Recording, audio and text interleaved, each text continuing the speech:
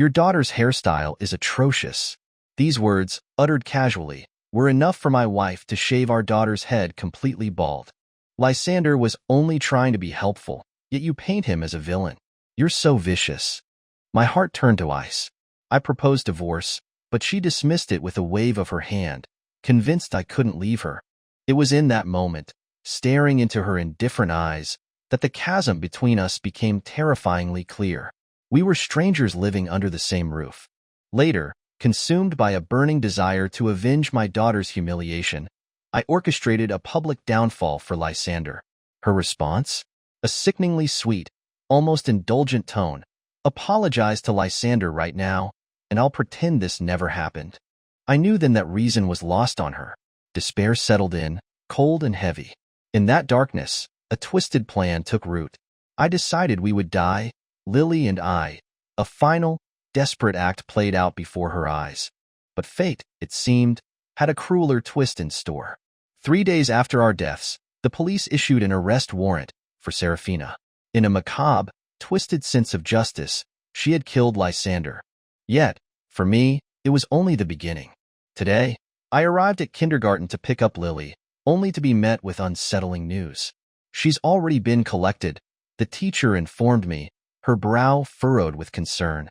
Panic flared in my chest, quickly followed by a message from Serafina.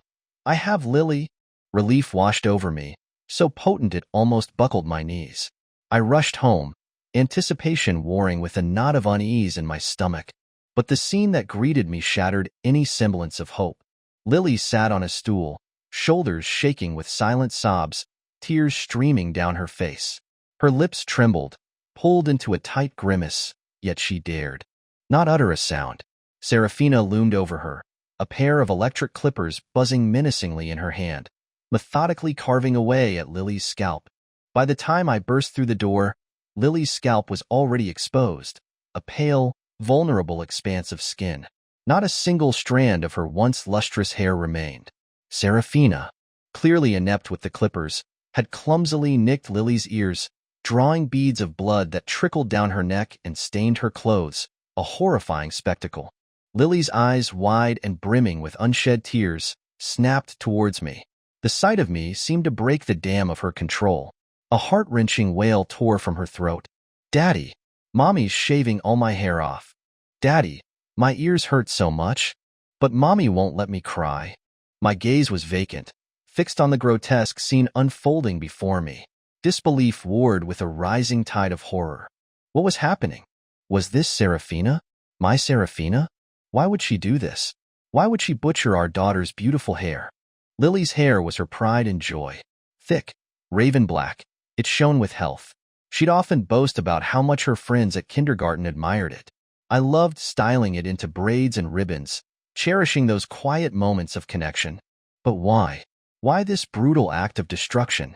I stood frozen, numb, as Lily launched herself into my arms, burying her face in my lap, her small body convulsing with sobs.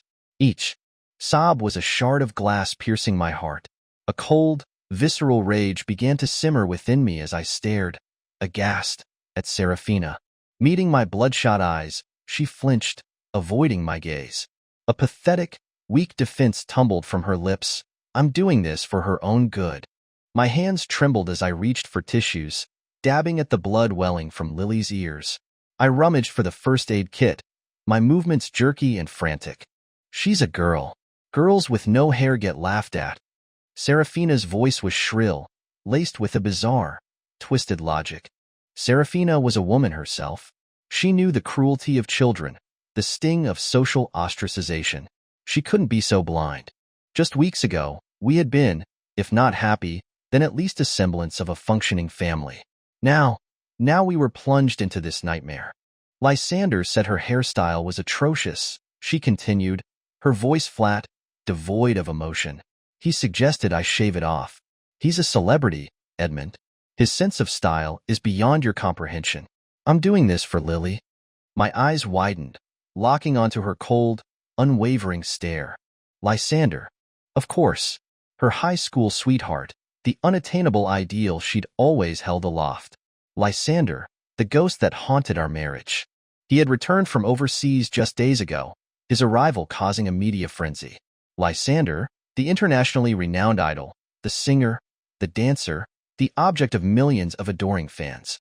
Serafina, who never bothered to pick Lily up from kindergarten, had made a special trip today. To take Lily to see him?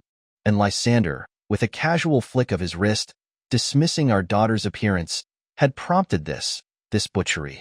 Serafina, without a second thought, had mutilated our child to appease him.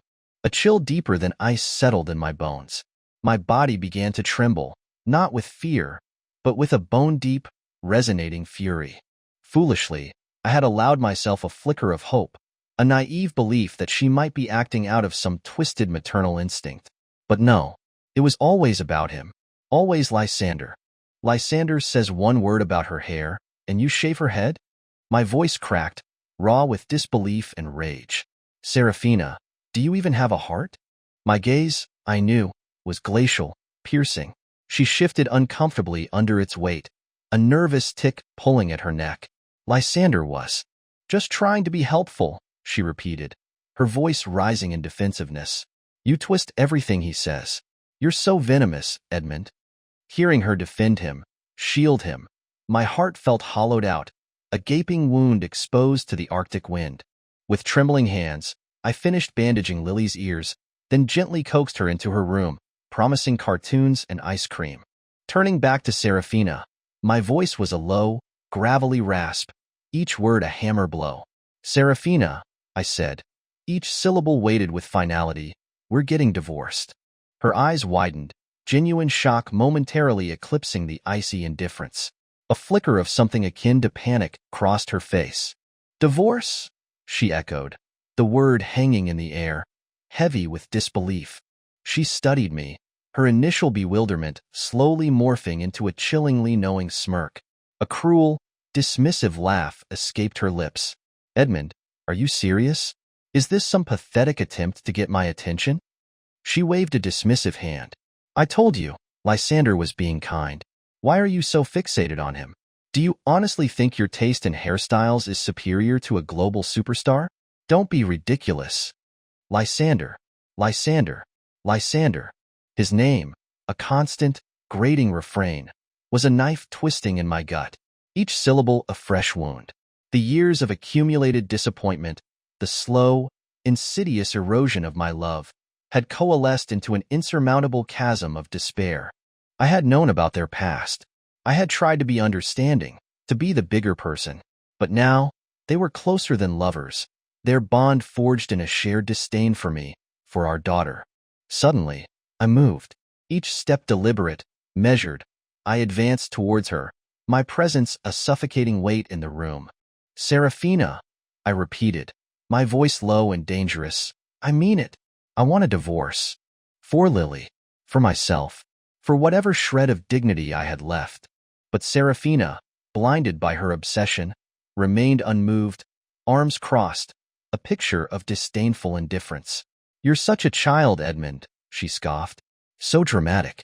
Is this really necessary? Before I could retort, her phone shrilled, slicing through the tense silence. She answered, and in an instant, her voice transformed. The cold, dismissive tone vanished, replaced by a saccharine sweetness that made my stomach churn. In the unnerving stillness of the living room, Lysander's voice, tinny and demanding, was audible even to me. Why aren't you here yet? I've been waiting ages. Serafina's voice dripped with syrupy affection. I'm leaving now, darling. See you soon. She hung up, her face hardening, the sugary facade dissolving as quickly as it had appeared. Work emergency, she announced, her tone clipped and dismissive. Gotta go. Late night. I watched her blatant lie, the casual dismissal of our shattered life, with a chilling detachment. Work. Right. Work at the hotel, no doubt. I wasn't oblivious. I had seen the whispers online, the blurry photos of Serafina and Lysander entering the same hotel. No one paid attention to the scandal of a nobody wife and a has-been idol. But I had known. As she turned to leave, her back to me, I bit back the bile rising in my throat. Serafina, I said, my voice strained, desperate. If you walk out that door, don't ever expect to see us again. Us. Lily and me. Choose, Serafina. Choose between your family and your fated, selfish fantasy. Choose between me and Lily or your celebrity idol. In the agonizing silence that followed, I watched her hesitate, her foot hovering at the threshold. A flicker of doubt, perhaps? A moment of conflict? Then, with a resolute step, she crossed the line. She walked out, and with her departure, a final, crushing blow. Edmund, you're not a child anymore. Her voice, laced with contempt, drifted back into the empty house. Stop living in a fantasy. Her words were blades, each syllable a precise, agonizing cut, ripping through the last vestiges of my hope. I stood there, hollowed out, as the silence swallowed me whole. My shoulders slumped, the weight of my shattered life pressing down, crushing me. Only when Lily, her small hand reaching for mine, emerged from her room, did I find the strength to stand. Her tiny form, a fragile beacon in the encroaching darkness, offered a strange, heartbreaking comfort.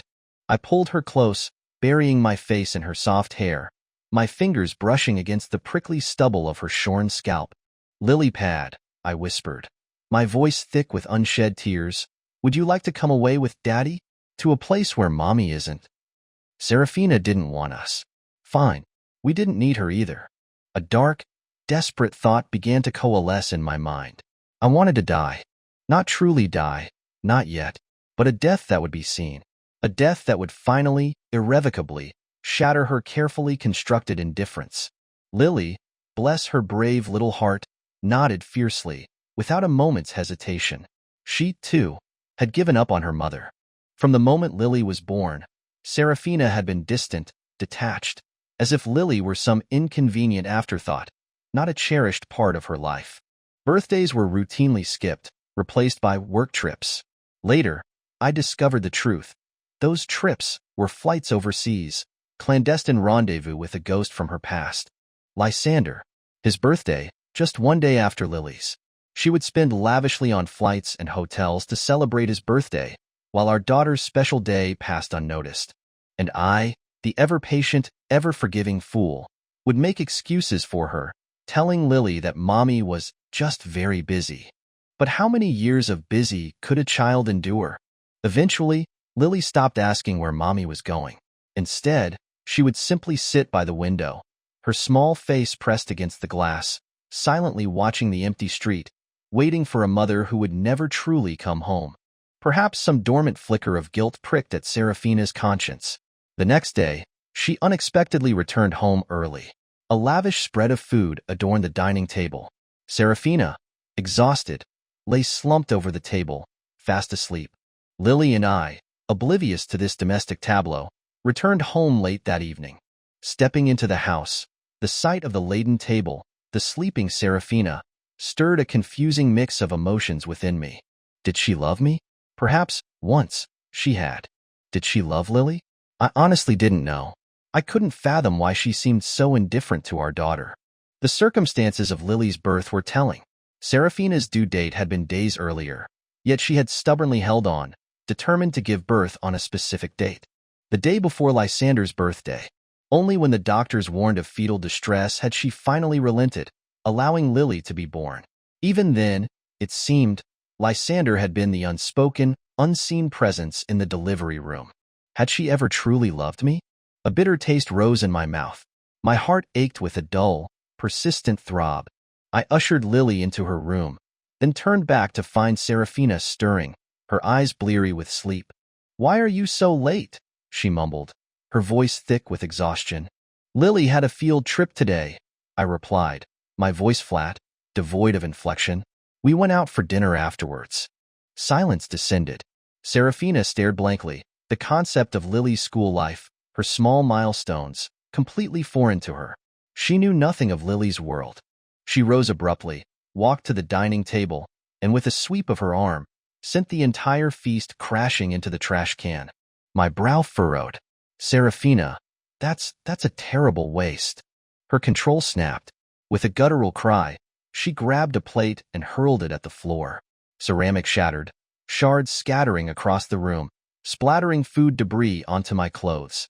"Edmund, what do you want from me?" she shrieked, her voice cracking with hysteria. I try to do something nice, come home early, cook for you both, and you can't even be bothered to appreciate it. When her outburst subsided, leaving a wreckage of broken china and spoiled food, I stood silently, staring at the debris. My voice, when I finally spoke, was calm, almost detached. Serafina, I said, how can you even say that? My words, quiet as they were, seemed to strike her like a physical blow. Her bravado faltered, replaced by a flicker of unease. You've been absent from Lily's life since the day she was born. I haven't complained. You've been unfaithful. I've remained silent. My voice grew stronger, fueled by years of suppressed pain and resentment. But you crossed a line when you touched my daughter. She's only 5 years old, Serafina. Do you have any idea what you've done to her? The shame, the humiliation of being bald at kindergarten? She'll be mocked, ostracized. She'll feel self-conscious, ugly. She's even afraid to go outside, terrified of being seen. My voice broke, raw with emotion. Do you even know what a mother is supposed to be? Serafina's face crumpled. Her initial defiance crumbled into a mixture of bewilderment, confusion, and finally, a dawning, horrified realization. Fear flickered in her eyes. Regret, perhaps? A belated pang of conscience? It was too late, far too late. She had failed as a wife, and now, irrevocably, she had failed as a mother. Without another word, I turned and retreated to Lily's room. Closing the door behind me, I found her nestled amongst her stuffed animals, her eyes wide and frightened. Kneeling beside her bed, I spoke softly, my voice barely above a whisper. If you truly want to make amends, Serafina, I said, the words heavy with a dark, unspoken purpose, come skydiving with us tomorrow. I was a skydiving instructor, a profession Serafina had always despised, deeming it too dangerous, too reckless. Serafina, predictably, prevaricated. I'll think about it, she hedged, buying herself time. But time, it seemed, was running out. Within days, Lysander, emboldened by Serafina's unwavering devotion, contacted me. He requested a meeting at a high-end restaurant, citing his public profile as a reason for discretion. I scoffed at his arrogance. Instead of accommodating his celebrity demands, I texted him the address of a small, unassuming coffee shop. Be there or don't, I typed, my fingers trembling with a cold, controlled fury. He didn't realize it, but I had chosen that location deliberately. It wasn't just a coffee shop. It was a stage I was meticulously setting for his public humiliation, for his spectacular downfall. The next day, Lysander arrived, draped in sunglasses, a mask, and a baseball cap, a pathetic attempt at anonymity that only served to draw more attention. He slumped into a chair, his eyes sweeping the modest surroundings with undisguised contempt. Why this dingy place? He sneered, his voice dripping with disdain. So provincial. Guess poverty really is a state of mind. A grim smile tugged at my lips. You're right, I said, my voice dangerously soft. Can't all afford your gilded cages, can we? You! He lunged forward, his hand raised to strike. But I was faster. I ripped off his cap, my other hand clamping down on his hair, yanking his head back with brutal force. A strangled yelp escaped his lips. Let go, he hissed, his voice laced with pain and outrage. I raised an eyebrow, feigning innocent inquiry. Does it hurt? Of course it hurts, you idiot. With a grim satisfaction, I ripped a handful of hair from his scalp, watching as he writhed in pain. Only then did I release him, leaning back in my chair, crossing my legs with an air of calculated nonchalance. My apologies, I said, my voice laced with sarcasm. I just thought your hairstyle was atrocious. Needed a little adjustment. He clutched his scalp, his face contorted with rage. Then, comprehension dawned in his eyes. He recognized the echo of his own cruel words, the words that had unleashed Serafina's barbarity upon my daughter. He had walked right into my trap. My meticulously crafted revenge was unfolding exactly as planned. His face, already pale with fury, turned ashen. But his discomfort, his humiliation, was insignificant compared to the pain he had inflicted upon my innocent Lily. With a sardonic chuckle, I flicked the clump of his hair into his coffee cup. Looks like your hair's a bit thin, I remarked, my voice dripping with false concern. Maybe drink some hair-infused coffee? Might help with the follicle situation. He surged to his feet, knocking over his chair, his mask askew, his carefully constructed celebrity facade crumbling. "What the hell do you think you're doing?" he roared, his voice cracking with fury. "What do you mean?" I feigned innocence, widening my eyes. Is it not allowed to point out when someone's child is ugly? Just like their father, really? As my words hung in the air, the silence in the coffee shop became deafening. He finally noticed the sea of faces turned towards him, the glint of smartphones, the hushed whispers rippling through the room. He reached for his mask, realizing with horror that it had been dislodged in our brief struggle. Too late. The cameras were already flashing. The damage was done. Within minutes, #LysanderCheater and #LysanderSmallDick were trending worldwide. When I returned home, Serafina was waiting. She stormed towards me, her face a mask of fury. "Edmund, are you insane? How dare you attack Lysander?" My voice was calm, measured, a stark contrast to her volatile rage. "Why? Can't I criticize him? Are you worried about your affair being exposed?" She flinched, her eyes darting away. "It's not an affair," she stammered, her voice weak. "We're just friends." Friends. The convenient euphemism for lovers caught in the act. I didn't bother to refute her pathetic lie. I simply stared at her, my gaze unwavering, my heart a cold, desolate wasteland. I no longer harbored any illusions of reconciliation, any desperate hope for a return to the semblance of a family we once were. I wanted out. I wanted freedom. I wanted revenge. Lysander, the golden boy, the untouchable idol, was now tainted, tarnished. The accusations of infidelity, the public humiliation, were a death knell to his carefully crafted image. His endorsements evaporated, his fan base imploded, and a mob of angry devotees descended upon his hotel, demanding answers, demanding his head.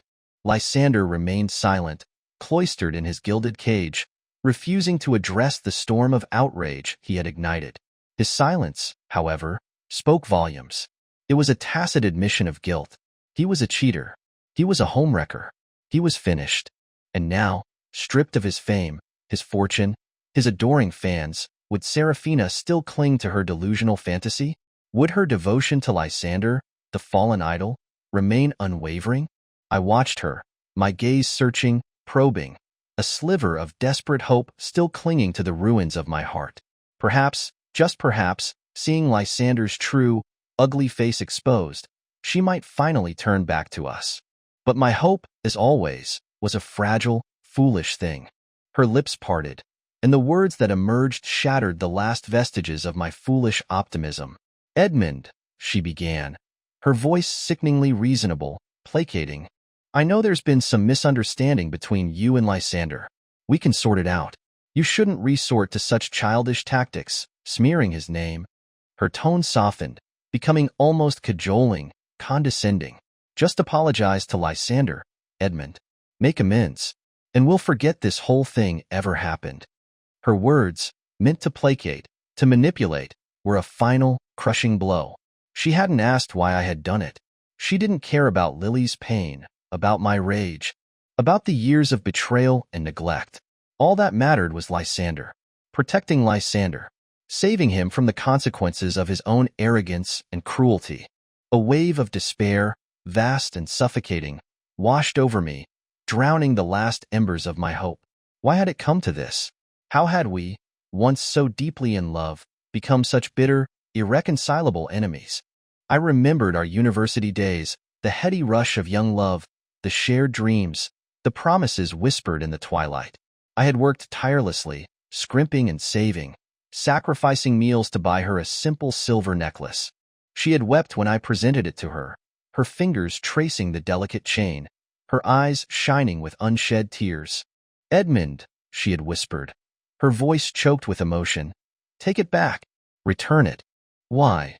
I had asked, bewildered, hurt. "Don't you like it?" She had shaken her head, her touch lingering on the necklace, a gentle, possessive caress. "I love it," she had said, her voice thick with sincerity. "But it cost you so much time, so much money. It's not worth it, Edmund. We could use that time, that money, for something more meaningful. Her young face, filled with idealism and love, overlapped with the hardened, cynical face of the woman before me. Nothing had changed, and yet, everything was irrevocably, tragically broken. Later, I had bought her more expensive necklaces, diamond-studded, platinum chains.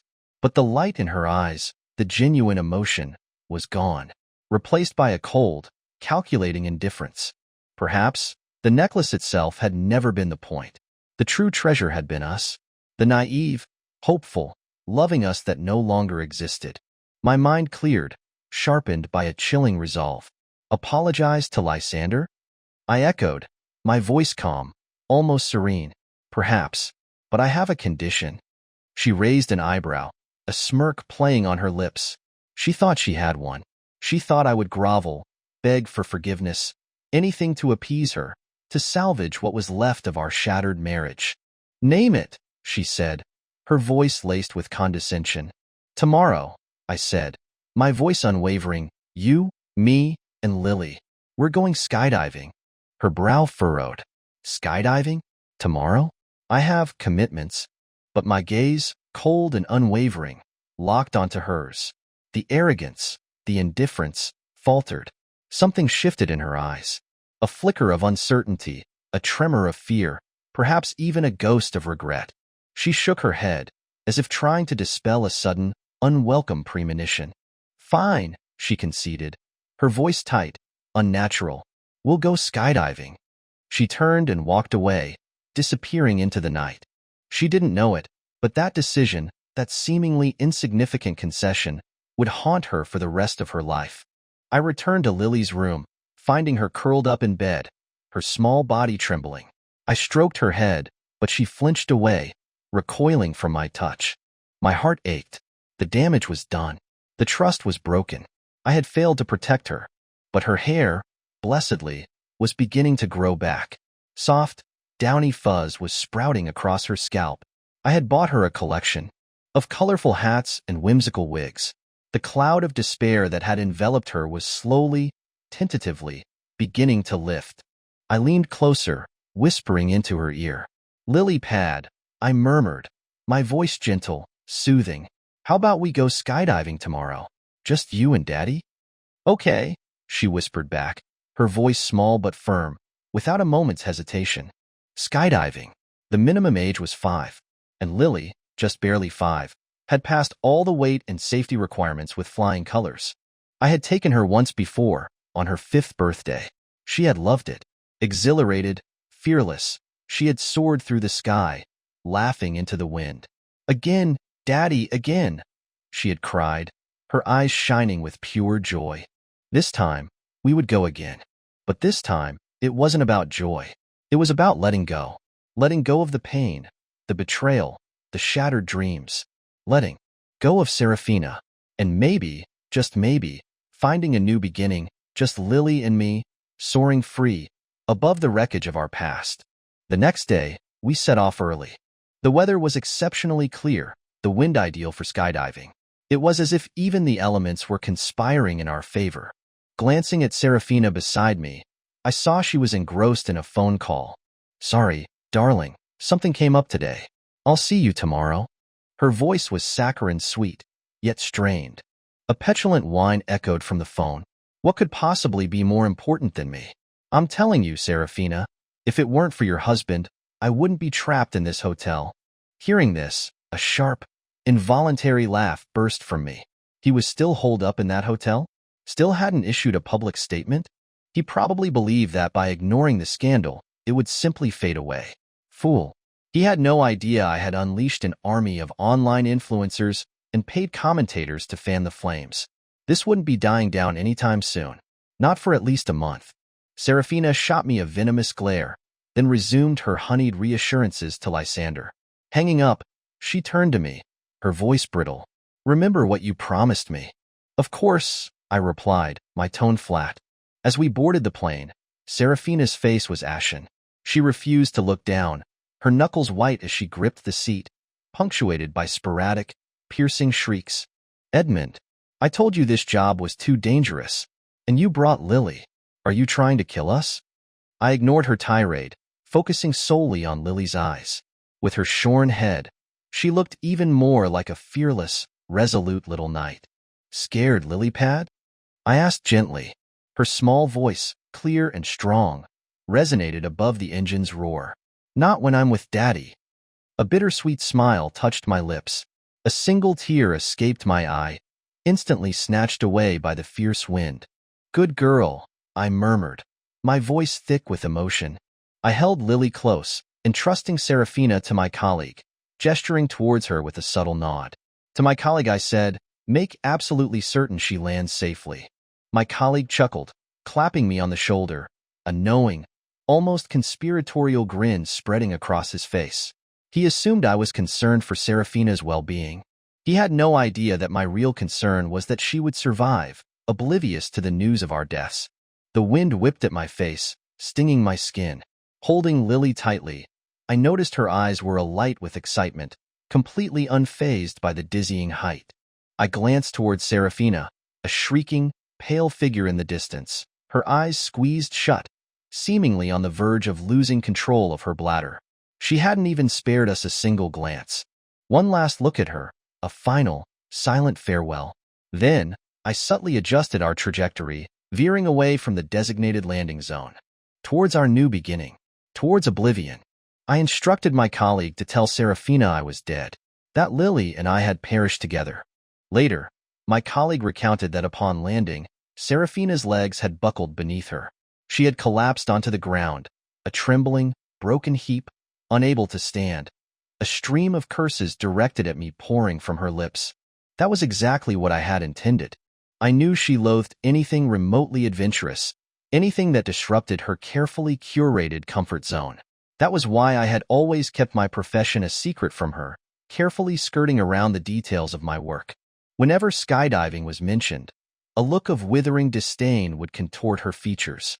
During those times, I would foolishly question myself, wondering if I was somehow failing her, failing to provide the emotional security she craved. I even considered changing careers, abandoning the very thing that ignited my soul. But skydiving was more than just a job. It was a passion, an integral part of who I was. Why should I extinguish my own fire to appease someone else's insecurities? So, in the moments leading up to my staged death, I had deliberately orchestrated this skydiving trip for her. It was more than just a calculated act of defiance.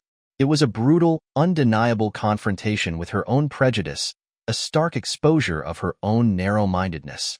Now, I imagined her, a pathetic, whimpering creature, consumed by her own self-pity. As soon as Lily and I touched down, we headed straight to the rented house I had prepared in advance. Lily's eyes widened with delight as we stepped inside. "Daddy, Daddy," she chirped, her voice bubbling with excitement. "Will I really never have to see Mommy again?" I nodded, a lump forming in my throat. Her immediate, unadulterated joy was both heartening and profoundly sad. She broke into a radiant smile, her little face lighting up with pure, innocent happiness. Even in her innocent glee, a pang of sorrow resonated within me. Serafina, her own mother, had so utterly failed her, so completely neglected her maternal duties. Lily hadn't voiced it directly, but I knew. I knew about the whispers at kindergarten, the cruel taunts about having no mother, the subtle ostracization that had chipped away at her confidence. But now, she would proudly declare, "But my daddy is amazing. I'm better off without a mommy." Skydiving, exhilarating as it was, left us both physically drained. After settling Lily into her new room, I contacted my colleague, seeking an update on Serafina. Upon landing, she hadn't seen us. Presumably, she had simply assumed we had left ahead of her, her self-absorption so complete that she hadn't even considered the possibility of something amiss. Without a second thought, she had stormed off, leaving the skydiving center, her car tires spitting gravel as she sped away, still ranting and raving. The next day, my colleague informed me that Serafina had called him, demanding to know my whereabouts. He had delivered the prearranged lines. "He's dead, Serafina. Edmund is dead. He and his daughter died in a skydiving accident." She had scoffed, dismissing it as some elaborate ruse. Liar. This is just another one of his pathetic tricks.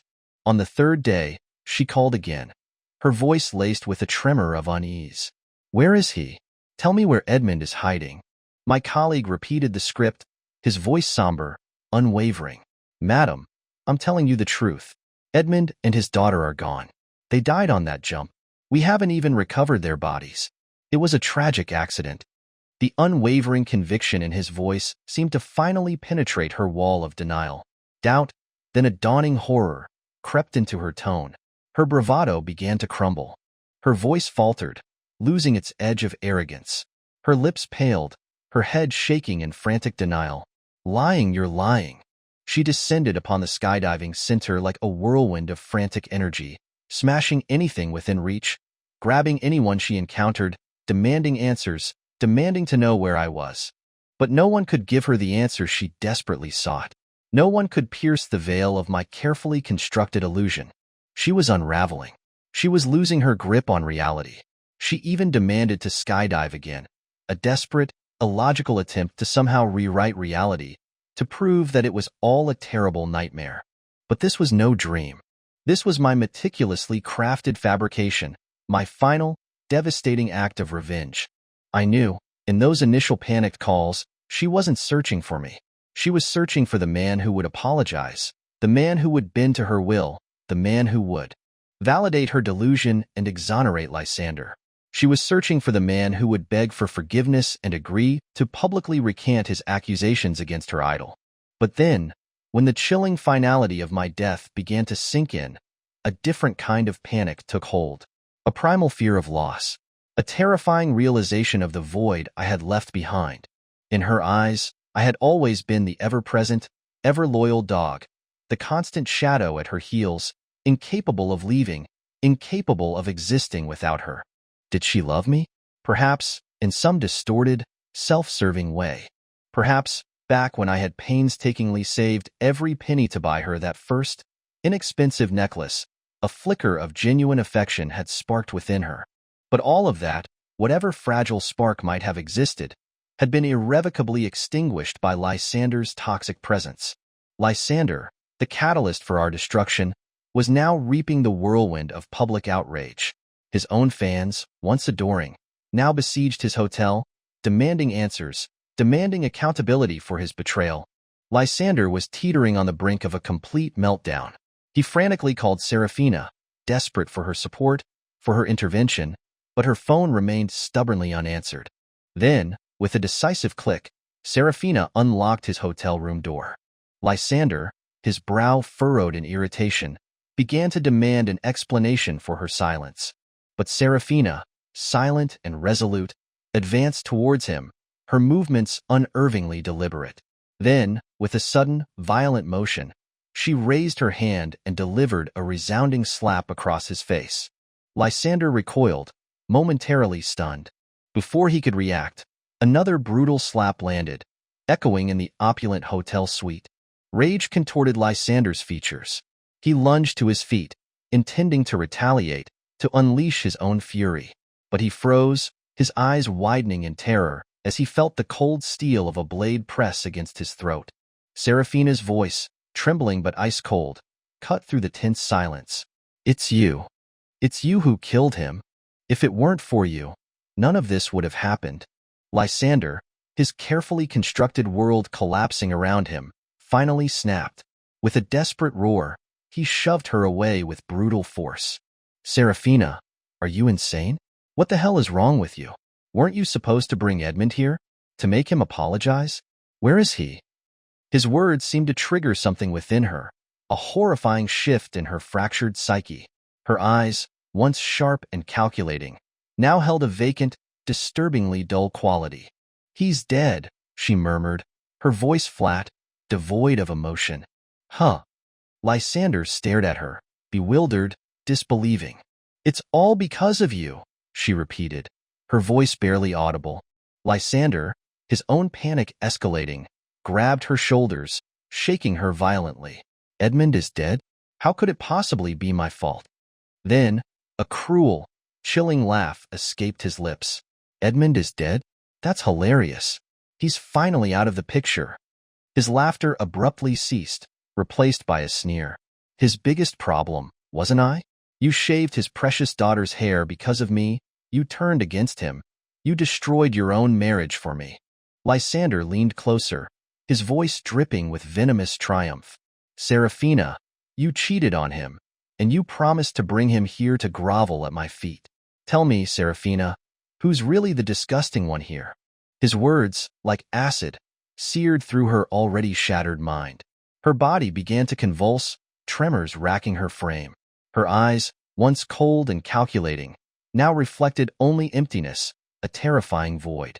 "It's me," she whispered, her voice barely audible.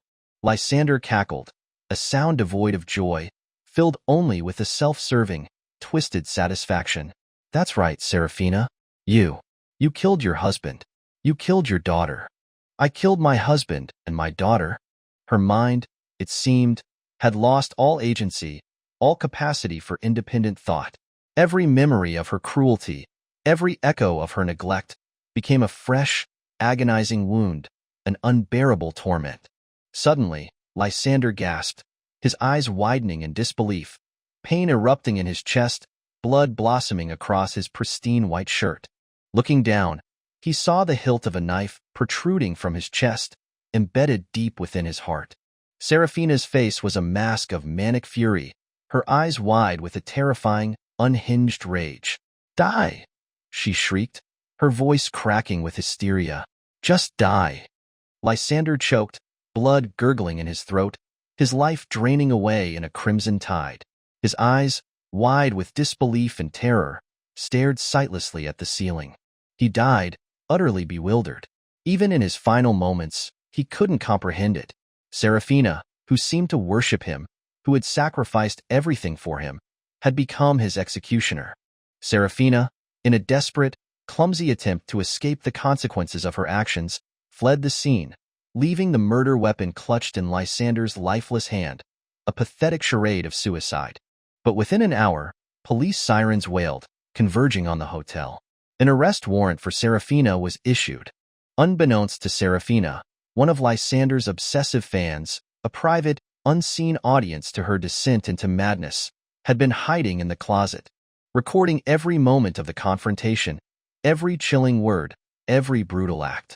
The footage, raw and damning, was immediately uploaded online. I watched it all unfold on the internet, a detached, spectral observer of the final, gruesome act of my revenge. I hadn't anticipated this. I hadn't foreseen such a violent, irreversible outcome. I hadn't imagined Seraphina capable of such brutality, even in her fractured state. I certainly hadn't expected her to kill for me. Now, Seraphina was a fugitive, vanished into the shadows, hunted by the police. Perhaps it was time for my own resurrection. Leaving Lily in the loving care of my parents, I returned to our old home. The once cozy house was now a chaotic mess, strewn with empty wine bottles and overflowing ashtrays, a testament to Seraphina's descent into self-destruction. It was clear she was consumed by remorse, drowning in a sea of guilt and regret. She wasn't here, but I knew where to find her. I drove to the place we had frequented during our university years, the sanctuary beneath the sprawling branches of an ancient banyan tree. It was there, amidst the dappled sunlight and rustling leaves, that our love story had begun. She had been a fervent admirer of literature, especially obsessed with Dream of the Red Chamber, a classic Chinese novel we would spend hours dissecting and debating. Why, I had once asked her, puzzled, does Jia Baoyu love Lin Dayu so deeply, yet never truly verbalize his love? True love, she had explained, her eyes shining with youthful wisdom, isn't spoken, it's shown. It's action, not words. I had nodded, feigning understanding, though the nuances of her sentiment remained elusive. She had smiled, a mischievous glint in her eyes, and then, impulsively, had leaned in and pressed a shy kiss to my cheek, her face flushing crimson. "Like this," she had whispered, her voice barely audible. Understanding dawned. I had leaned in and returned her kiss, a tender, innocent exchange. In those naive, youthful days, we had believed in the fairy tale of love, convinced it was the most beautiful, most powerful force in the universe. But fairy tales, I had learned, were just that, fantasies. Reality, as always, was far more brutal, far more unforgiving. Beneath the banyan tree, just as I had expected, Serafina sat, a solitary, desolate figure. From a distance, bathed in dappled sunlight, her face appeared ashen, drawn, her brow furrowed with a deep, palpable sorrow. She, too, was lost in memories, haunted by the ghosts of our past. I approached her, my presence looming over her, casting a long shadow across her fragile form. The moment she saw me, her eyes widened, disbelief warring with a desperate, fragile hope. Tears welled, spilling down her cheeks, her entire being radiating a profound, heartbreaking sorrow. "Edmund," she whispered, her voice barely a breath. Is this a hallucination?" "It's not a hallucination, Serafina," I replied, my voice low, somber. "I'm not dead." She continued to stare up at me, her eyes wide, unblinking, as if afraid I would vanish into thin air if she dared to look away. Tentatively, hesitantly, she reached out, her fingers trembling as they brushed against my arm. Finding solid flesh, finding tangible proof of my presence, she lunged forward, throwing her arms around me, clinging to me with desperate, convulsive strength. "You're back," she sobbed, her voice muffled against my chest. "You're really back?" Her shoulders shook with the force of her sobs, a raw, visceral outpouring of grief. Was she truly grieving? Was she truly heartbroken over my death? She seemed to genuinely believe she loved me, more deeply, more profoundly than she had ever loved Lysander. So, I asked the question that had been burning within me. "Serafina," I said, my voice quiet, probing, "do you love me?" Her response was immediate, fervent, desperate. "Yes, Edmund, I love you. I love you so much.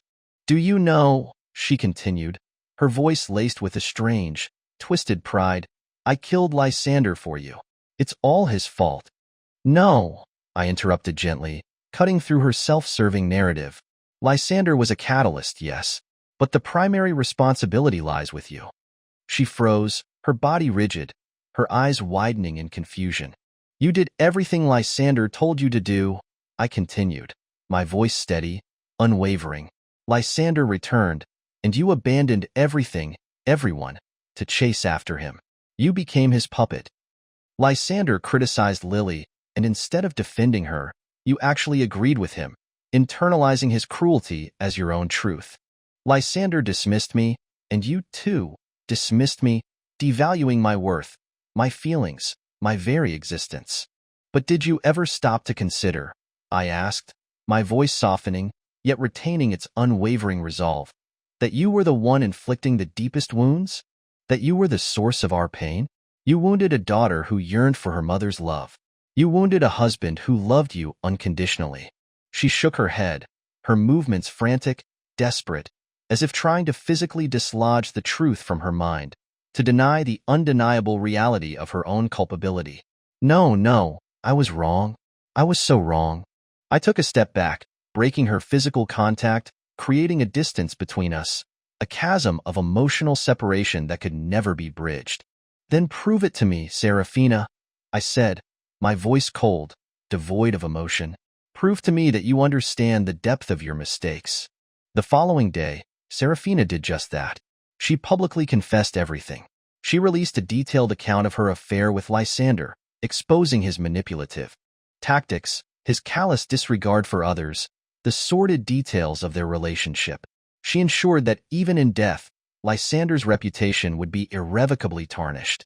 In her online confession, she offered a tearful, heartfelt apology, acknowledging the immense pain she had inflicted upon me and Lily. She admitted her profound guilt, her deep remorse. But, chillingly, she also stated that she felt no regret for killing Lysander. In her fractured mind, he deserved to die. When the police finally tracked her down, arriving at her known address, she was gone. Vanished. Around the same time, I received a worried call from my parents. They had a strange, unsettling feeling of being watched, of being followed, especially when they took Lily out to play. Initially, they dismissed it as paranoia, as overactive imaginations, but the feeling persisted for days, a constant, nagging unease. I knew it wasn't a figment of their imagination. It was Serafina. She was watching Lily. She was planning something. I rushed to my parents' house, arriving just in time to witness a chilling scene. Serafina stood at the gate, her posture unnervingly submissive, her voice cloyingly sweet as she attempted to ingratiate herself with a wary, guarded Lily. "I'm so sorry, Lily Pad," she cooed, her voice dripping with false remorse. "Mommy was so wrong to cut your hair." She produced a collection of brightly colored wigs, offering them to Lily with a desperate, pleading smile. "Look, Mommy bought you so many pretty wigs. Now Lily will be beautiful again." Lily stared at her, her eyes cold, unyielding. "You're not my mommy," she stated, her voice clear and unwavering. "I don't have a mommy." I saw the pain flicker across Serafina's face, a raw, visceral reaction to Lily's rejection. My daughter's words had struck a deep, agonizing blow. Serafina forced a strained smile, about to launch into another desperate plea, but Lily cut her off, her small voice echoing with a wisdom beyond her years. "Daddy says," Lily declared, her gaze fixed on Serafina, "that even though hair isn't important, love is. Beauty isn't a girl's weapon," Lily continued, her voice gaining strength, conviction resonating in every syllable. "My own strength is. I don't care about hair anymore," Lily finished, her voice ringing with newfound confidence. "I want to be who I want to be." Serafina stood frozen, speechless, utterly defeated. 5 years of neglect, 5 years of emotional absence, 5 years of utter indifference. She had no idea who Lily truly was. She had never bothered to nurture her spirit, to guide her growth, to understand the resilient, independent soul she had become. Lily's eyes flickered, catching sight of me approaching. With a joyful cry, she pushed past Serafina and ran towards me, launching herself into my arms. Watching our reunion, witnessing the genuine love and connection between Lily and me, I saw a profound sadness flicker in Serafina's eyes, a belated, agonizing understanding of what she had lost, what she had irrevocably destroyed. I walked towards the house, reaching the gate. Before closing it, I turned back to face her, my gaze unwavering, my voice devoid of emotion. "Serafina," I said, each word a final, decisive severing of ties. "It's over. Between us, it's finished." She agreed to the divorce without argument. She even offered to turn herself in to the police. But she had one final request, one last plea: to take Lily to an amusement park. Looking at Lily, seeing the flicker of hesitant curiosity in her eyes, I agreed. It wasn't just her first outing with Lily. It would be her last. At the amusement park, Lily initially clung to my hand, refusing to acknowledge Serafina's presence. Serafina trailed behind us, a silent, spectral figure, her face etched with a profound loneliness. After the carousel ride, I turned to Lily. "Lily Pad, are you having fun?" She nodded enthusiastically, her eyes sparkling with delight. I gestured towards Serafina. "Would you like to ride again with Mommy?" Lily hesitated for a moment, then slowly, tentatively, walked towards Serafina, but she didn't take Serafina's hand. Instead, she whispered something in her ear. I saw Serafina's eyes widen, a fleeting smile gracing her lips. Then, hand in hand, mother and daughter boarded the carousel. When the ride ended, Serafina attempted to draw closer to Lily, but Lily retreated, returning to my side, her small hand slipping into mine. She asked, Lily explained, her voice quiet, if I loved her. Understanding dawned. "And what did you say?" I asked gently. Lily nodded, her expression resolute. I told her no. I told her I didn't love her. I even told her I hated her. For a child to use the word hate, it spoke volumes. It signified a deep, visceral rejection, a profound emotional wound. We continued exploring the amusement park, riding roller coasters, playing games, creating memories. Serafina remained a silent shadow, following us at a distance, watching, observing, absorbing the essence of a family, a unit from which she was now irrevocably excluded. I wanted her to see it, to truly understand the dynamics of a loving family, the unspoken language of connection, the effortless flow of affection that had always been absent in our fractured world. True love, I wanted her to grasp, couldn't be faked, couldn't be manufactured, couldn't be bought. It was organic, authentic, a living, breathing entity, nurtured by time, trust, and unwavering devotion. We ended the day with a ride on the Ferris wheel, Lily and I sharing the breathtaking sunset view, while Serafina watched us from below, her gaze fixed on our shared moment of intimacy. She knew. She understood. This was our final farewell. Lowering her head, her fragile shoulders slumping, her eyes glistening with unshed tears, her voice barely a whisper, carried away by the evening breeze, she spoke her final goodbye. She knew, with a chilling certainty, that everything was irretrievable, irrevocably lost. The next day, the news broke. Serafina held a live-streamed press conference, confessing her sins, laying bare every detail of her betrayal, her neglect, her crimes. She exposed her own flaws, her own failings, with unflinching honesty. During the press conference, someone in the crowd hurled rotten eggs, splattering her face with filth. She didn't flinch, didn't recoil. Her pale lips trembled, but she remained silent, accepting the public scorn, the weight of her own guilt. Then, with quiet dignity, she turned and allowed the police to handcuff her, her solitary figure disappearing into the waiting police car. Lily, free from the weight of self-consciousness, no longer hid her short hair. She wore it with pride, with defiance, with a newfound sense of self-acceptance. When asked about her unconventional hairstyle, she would confidently declare, "It's a symbol of my strength." A month later, I visited Serafina in prison. Her face was gaunt, pale, a stark testament to the harsh reality of her confinement. But when she saw me, her eyes lit up, a fleeting flicker of something akin to hope, something that resembled love, illuminating her weary features. Before she could speak, I cut her off, my voice calm, resolute. "I've come to say goodbye, Serafina. Lily and I continued, my voice unwavering, are moving to a new city, starting fresh." Her eyes dimmed instantly, the fragile light extinguished, replaced by a deep, suffocating shadow of despair. I stood, preparing to leave, offering her one final, parting thought. "Lily can survive without a mother, Serafina," I said, my voice softening slightly, "because she will become strong. She will become resilient.